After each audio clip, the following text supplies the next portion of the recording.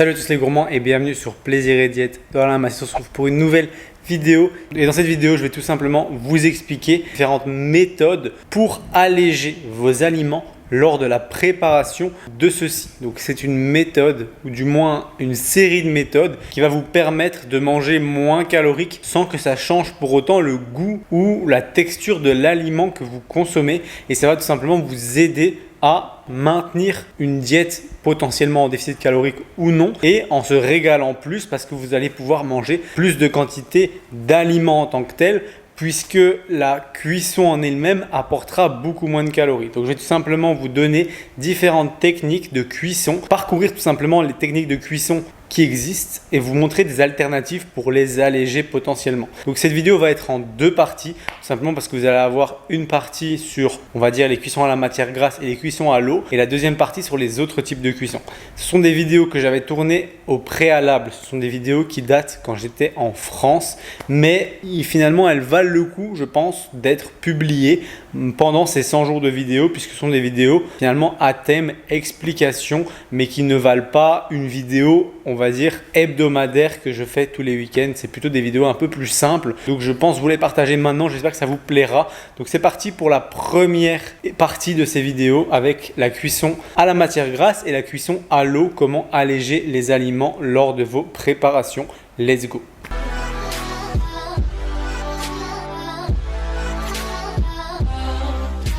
Donc premièrement, nous avons la cuisson à la matière grasse, une cuisson très simple, la plus connue, c'est-à-dire que c'est une cuisson qui se fait avec une matière grasse de votre choix, dans une poêle, un wok ou autre, mais aussi une cuisson qui peut se faire à la friteuse. Donc la friteuse, je vais vous montrer comment ça fonctionne, c'est pas compliqué, on branche la prise, on tourne le bouton à la température désirée et on fait cuire. Par contre, c'est la moins intéressante. Pourquoi? Tout simplement parce que les acides gras de l'huile utilisée risquent de s'oxyder une fois que la température est élevée, et donc les aliments en eux-mêmes qui contiennent des acides gras à cette température risquent de s'oxyder, mais aussi l'huile de cuisson risque de s'oxyder. L'oxydation, ça mène à quoi? Ça mène à pouvoir sur le long terme boucher vos artères ou tout simplement vos veines, et dans ces cas-là, c'est vraiment pas cool parce que maladie cardiovasculaire, etc., c'est pas quelque chose que je vous souhaite. Du coup, on va éviter cette méthode-là, on va plutôt partir sur des cuissons au four pour ce qui est des frites, etc.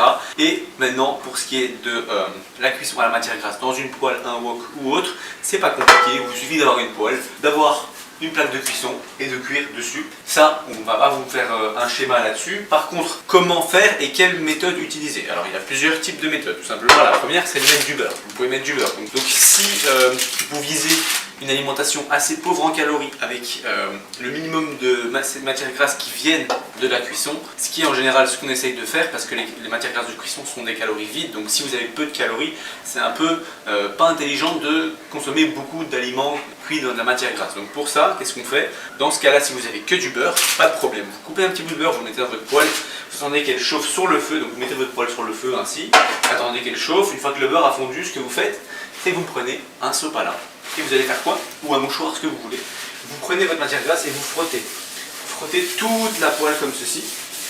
La poêle sera donc anti-adhésive et ne collera pas. Mais pour autant, vous n'aurez pas trop de matière grasse dessus, parce que la plupart de la matière grasse sera ici, sur le papier, que vous allez d'ailleurs jeter. Maintenant, si vous faites des crêpes par exemple, il peut être intéressant d'utiliser ce papier. Frottez une fois avant la première crêpe, faire votre crêpe. Ensuite, pour la deuxième crêpe, pareil, vous frottez sans remettre de la matière grasse, et ainsi de suite. Ça fera quoi? Ça va faire que ça ne colle pas sans pour autant devoir mettre des tas de beurre ou d'huile. Ensuite, je viens de dire de beurre ou d'huile, il y a aussi l'huile. L'huile, c'est la même chose. Soit vous en mettez comme ça dedans, si vous avez assez de calories, toujours comptez l'huile, parce qu'une cuillère à soupe ça va vite, ça fait vite 100 calories. Donc pesez-la en cuillère à soupe ou avec une balance. Et si vous voulez diminuer les calories, toujours faites ceci après. Il y a aussi moyen de le faire avec un pinceau de cuisine, je ne sais pas si vous voyez ce que c'est, j'en ai un ici. Donc éventuellement vous prenez un petit peu d'huile, vous la mettez dans un récipient, ça peut être un verre ou autre. Prenez votre pinceau de cuisine, vous venez mettre votre pinceau de cuisine dans l'huile. Ici c'est de l'eau, hein, c'est pour la vidéo. Et vous frottez comme ceci dans votre plaque, soit dans votre poêle. Et une fois que c'est fait, vous avez de la matière grasse sans pour autant qu'il y en ait beaucoup. Et du coup ça évitera d'augmenter trop la quantité de matière grasse de la préparation juste sur de la matière grasse de cuisson. Une autre chose que vous pouvez faire, si vous n'avez pas ces deux méthodes là et que vous avez des choses un peu plus élaborées, vous pouvez tout simplement prendre par exemple du spray huile d'olive. Un spray c'est 1 calorie. Par contre un spray c'est pas énorme, je vais vous montrer.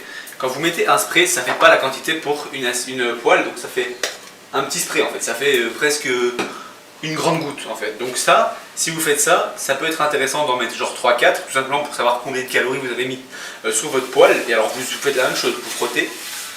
Ou alors, si vous le faites pour un gaufrier par exemple, c'est moins conseillé. Pourquoi? Tout simplement parce que mettre un spray par endroit du gaufrier, ça va faire beaucoup de spray. Donc dans ces cas-là, je conseille plutôt un pinceau pour mettre de l'huile dans le gaufrier ou un sopalin. Ou alors, la meilleure technique, c'est ceci. C'est ce qui est le mieux pour nous si vous voulez économiser vos calories, parce que c'est un spray cuisson 0 calories. Donc ça se représente comment? C'est un spray comme un déodorant. Sauf que ce que vous faites, c'est que vous prenez votre poêle et vous faites ceci.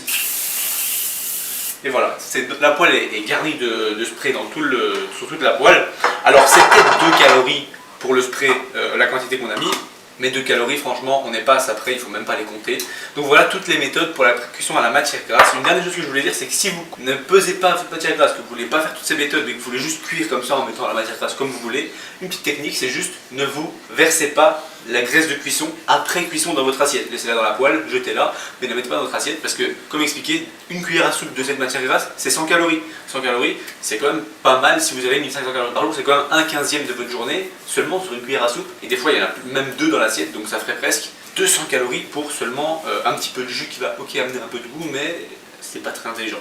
Donc voilà, la première étape sur la graisse de cuisson, donc la cuisson à la matière grasse est finie, on passe à la deuxième étape. Ensuite, pour la deuxième méthode, c'est tout simplement la cuisson à la chaleur sèche. Chaleur sèche, ça veut dire quoi? Ça veut dire une chaleur qui est vraiment très puissante et qui va saisir la viande, le poisson, les légumes, les féculents, bref, tout ce que vous voulez.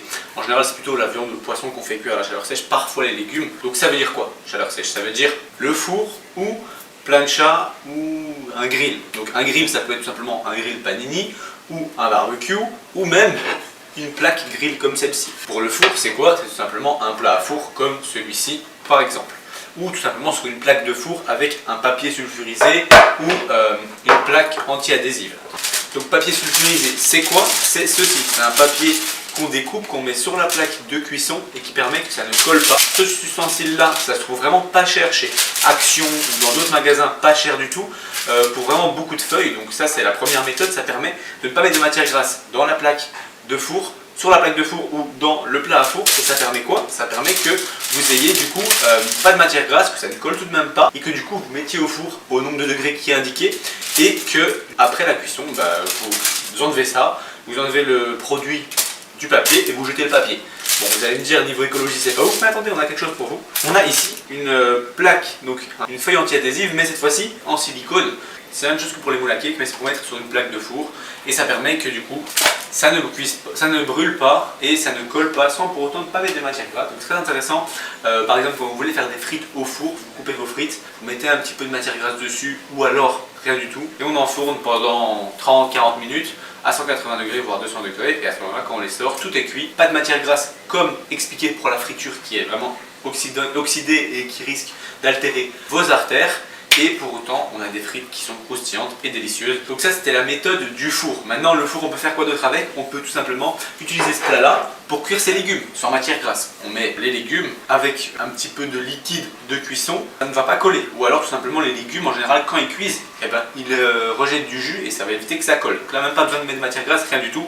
Au four, ça passe tout seul. Maintenant, comme expliqué, si vous avez beaucoup de calories, toujours mettre un peu de matière grasse, ça peut être intéressant. À ce moment-là, on peut le verser dans l'assiette. Mais dans le cas présent, souvent, le but, c'est d'éviter de manger trop de calories ou de calories vides. Donc, on va éviter la matière grasse pour la cuisson. Et donc, ce serait intéressant de mettre des légumes là-dedans, légumes farcis, légumes en lamelles, bref, tout ce que vous voulez. Ou même tout simplement faire une papillote et mettre vos oignons, tout ça, dans une papillote au four. Et alors, c'est excellent à manger, sans rien utiliser comme matière grasse. Et ensuite, pour ce qui est du grill, bon ici c'est une plaque grill qui va sur les plaques de cuisson. Donc ça c'est une plaque grill, donc c'est pas compliqué. L'intérêt de ces plaques c'est qu'elles aient des petites courbures ici. Ça sert à quoi? Tout simplement à ce que la viande ne colle pas comme sur une poêle comme celle-ci. Parce que c'est tout plat et alors ce qui va être plus facile, ça va être plus facile à décoller sans pour autant mettre de matière grasse ou en mettant un petit peu d'eau. Les règles sont les mêmes que pour la poêle, pour la matière grasse. On met un petit peu, comme je vous ai expliqué, à la première méthode de cuisson et ensuite ça ne colle pas. En général, on peut même ne pas mettre de matière grasse souvent ou alors ce que je propose encore en général sur les plaques à panini ou autres, déjà premièrement c'est de ne pas mettre de matière grasse mais aussi d'utiliser ceci, du papier cuisson à mettre dessus. Pourquoi? Tout simplement parce que ça va permettre qu'on garde les rainures de la plaque qui permettent d'avoir un goût assez caramélisé et assez caractéristique du grill, qui est comme si vous aviez cuit au barbecue. Mais en plus, ça évite que vous ayez sali votre plaque, parce que les plaques comme les panini, etc., quand c'est sali, c'est embêtant à nettoyer, parce que c'est en électrique, donc pas le mettre dans le lave-vaisselle, on ne peut pas le mettre dans l'évier, donc c'est quelque chose qui doit être lavé à la main. Donc dans ces cas-là, je conseille en général de mettre du papier cuisson dessus. Ça permet de continuer à garder la marque de grill, de continuer à bien saisir la viande ou le poisson ou les légumes et de ne pas utiliser de matière grasse. Donc voilà les gourmands, j'espère que cette vidéo vous a plu. Si c'est le cas, vous pouvez encore et toujours cliquer sur j'aime et même vous abonner. Pensez à cocher la cloche de notification pour ne pas rater les prochaines vidéos, puisqu'en ce moment c'est une vidéo par jour pendant 100 jours. Et je vous dis à demain pour la prochaine vidéo. Ok, si tu es encore sur cette vidéo, c'est tout simplement parce que tu es intéressé, parce que je vais te dire là maintenant, je suis en train de te parler de quelque chose d'un petit peu plus personnel, plus axé sur toi, puisque je vais te parler tout simplement des coachings ou accompagnements qu'on peut proposer au sein de Plaisir et Diète. Je pense que si tu nous suis déjà sur Instagram, Plaisir et Diète, donc tout en un mot attaché sur Instagram, ou mon compte perso Maxime-LRNT, tu sais que je propose des suivis et qu'on propose au sein de la team de coaching des suivis au niveau de la nutrition, au niveau de l'entraînement, au niveau des deux ensemble, au niveau de votre mindset, au niveau de la psychologie liée à l'alimentation, un meilleur équilibre, etc. Ainsi que pour ma part et celle de Manon, des consultations diététiques qui peuvent être remboursées en fonction de vos mutuelles. Il se trouve que pour tous ces types de suivis, on a créé une sorte de questionnaire avec toutes les informations que tu pourrais nous faire parvenir pour qu'on analyse un petit peu ton cas et qu'on voit un petit peu ensemble en fait, est-ce qu'on a quelque chose à te proposer qui pourrait t'aider à atteindre tes objectifs, que ce soit une perte de gras, que ce soit une prise de muscle, que ce soit une meilleure relation à l'alimentation, que ce soit tout simplement une sortie des troubles du comportement alimentaire, que ce soit une recomposition corporelle, c'est-à-dire perte de gras tout en prenant du muscle et donc avec un poids qui reste plus ou moins stable mais un visuel qui s'améliore. Il y a moyen de faire de tout, donc l'idée c'est juste que tu nous donnes tout simplement les informations sur toi dans le petit questionnaire dans la description. C'est un questionnaire gratuit qui te permet de réserver un appel avec un membre de la team pour en discuter gratuitement pendant une trentaine de minutes, voire même 45 minutes si nécessaire, et qu'on puisse répondre à tes questions sur comment on peut t'aider, etc. Et si ça t'intéresse, n'hésite pas donc à aller cocher ce premier lien dans la description et à tout simplement prendre ton appel gratuit pour qu'on voit ensemble ce qu'on peut faire pour t'aider. Ça me fait vraiment plaisir et encore merci d'écouter toutes nos vidéos. Donc ça c'est le petit cadeau pour ceux qui restent jusqu'à la fin et à la prochaine.